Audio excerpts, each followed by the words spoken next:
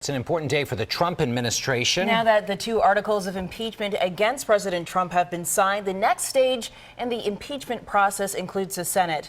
Eyewitness News reporter Jan Carabeo is live in the CBS 3 News Center with more on what happens today. Jan. Jim and Janelle, this is a historic trial happening for just the third time in U.S. history. Starting today at noon, the articles of impeachment will be officially presented to the full Senate, and then at 2, the Senate jurors will be sworn in.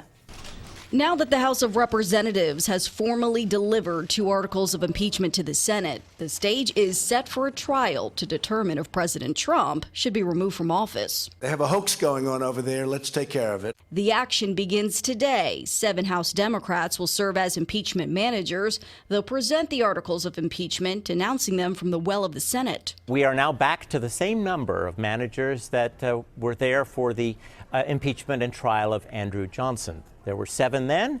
There were 13 for the Clinton trial. There are now 7 again. Next, Chief Justice John Roberts will be escorted into the Senate chamber and sworn in to preside over the trial. Then the Chief Justice will swear in all of us senators. We'll pledge to rise above the petty factionalism and do justice for our institutions, for our states, and for the nation.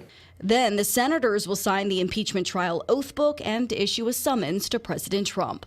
We've got lengthy and difficult preparations to do, but we have a phenomenal team the Speaker has assembled, so we will be ready. Meantime, Lev Parnas, an associate of Rudy Giuliani, says he wants to testify at the president's impeachment trial. He told MSNBC that President Trump knew about the effort to pressure Ukraine to investigate the Bidens and that U.S. aid was withheld as he, Giuliani, and others demanded action.